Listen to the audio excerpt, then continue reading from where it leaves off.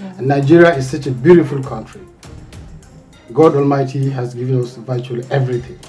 So, but unfortunately, we kept on producing wicked, selfish, and self-centered leaders. I call them businessmen.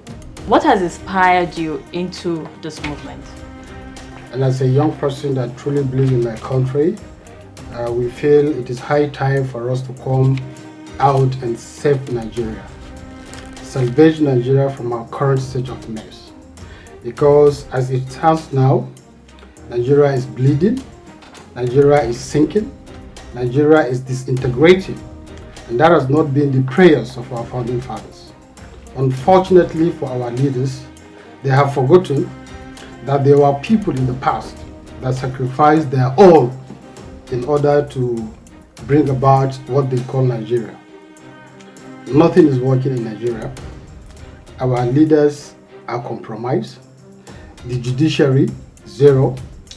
Our National Assembly members, the members of the Senate and the House of Representatives, compromised. Our political parties, compromised. Our traditional rulers, compromised. Our religious leaders, compromised. It's quite unfortunate. So from your opinion, you're saying that the youth are the saviors of the nation? It's not from my opinion. It's the opinion of the generality of Nigerians, youth, women, and then some of our elders that still believe in this country called Nigeria. Understand is that you're saying politics should have more youth and more women, but people are of the opinion that you are still bankrolled by these self-centered old politicians. So what would you say about that? There are some of them that are no more in the system and they are willing to participate in making the new Nigeria.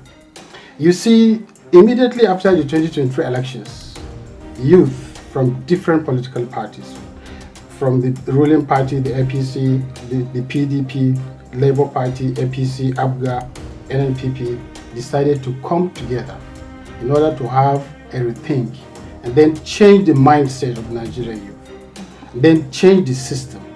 We are actually not anti-government organization and we are not pro-government organization. We are a neutral organization that are interested in the future of our country.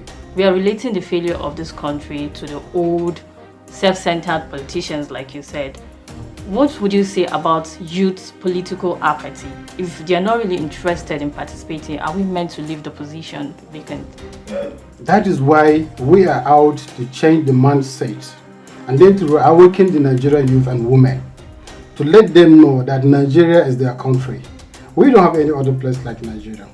And we have the constitutional right to vie for any political office. But unfortunately, one of the problems and the challenges that the youth have been facing over the years is lack of platform.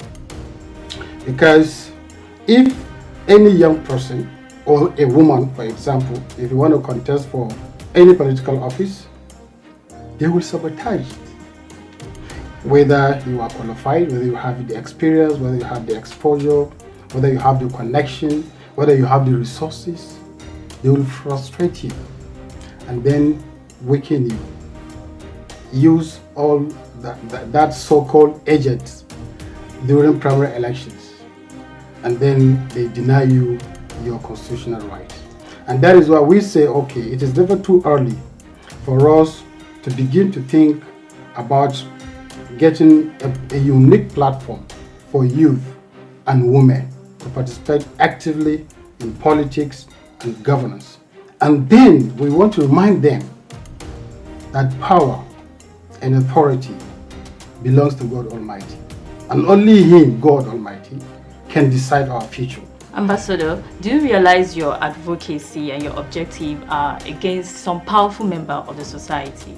Aren't you afraid of being arrested? No matter how powerful they are, they can never be as powerful as Pharaoh. Remember the story of Pharaoh? Yeah. They can never be as powerful as Pharaoh. So we, the members of the National Youth Alliance, we see them, we consider them as the pharaohs of our time. Then we are the Moses of our time, because it's time to set Nigeria. So we don't have the power, we don't have the strength, we don't have the resources, we don't have the army, we don't have the military, but we are leveraging on the strength and powers of the divine God Almighty. Because at this stance now, our politicians, they believe they have been outsmarting God Almighty.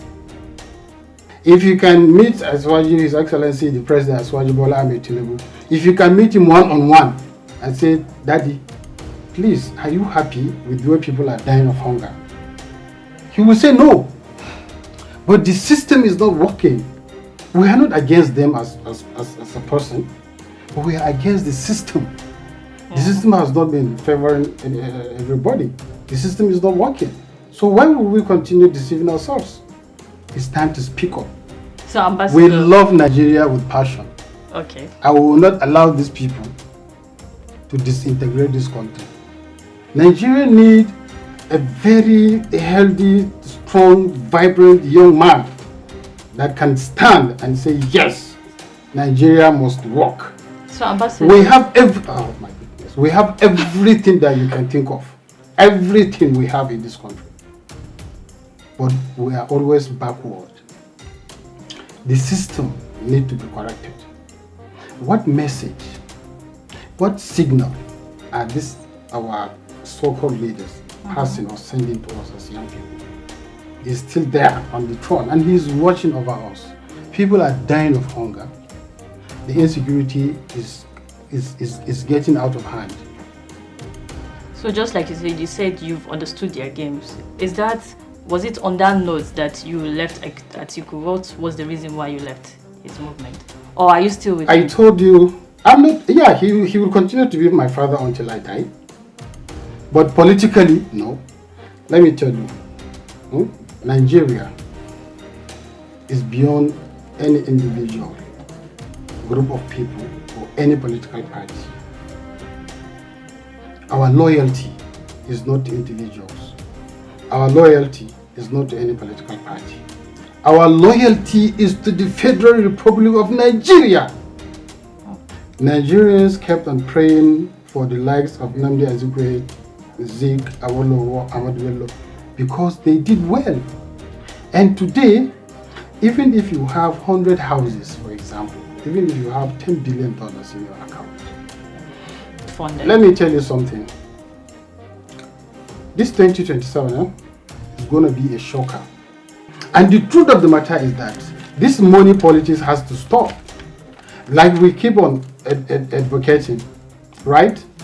If you cannot vote for someone that doesn't have money, that you have to give you Indomie, or you have to give you spaghetti, or give you money, I give you money and you voted for me. That's a business. Do me, I do you. It's a trade by barter. So by the time I get there, the first thing that will come to my mind, oh, how much did I spend? How can I recover my money? You recover your money, and then you begin to think about your family. You begin to think about your friends. You begin to think about your business partners. So how are you sure the youth before you remember, it's 4 years. So in 2027, Nigerians, arise and save your country. Vote people that believe in the country, not business people. Ambassador, yes. How are you sure that the youth will make any difference? And it will not be business as usual. Fear people that believe in God with passion, because He is the controller of the entire universe. He controls everything. So we are very, very optimistic that God, it is still there. God is still there on the throne, and He is watching over all of us. And He will provide that necessary leadership qualities. Then He will put that natural love into our countries so that we will do the needful in order to save those innocent souls, those innocent lives that are sleeping of hunger every night, every day.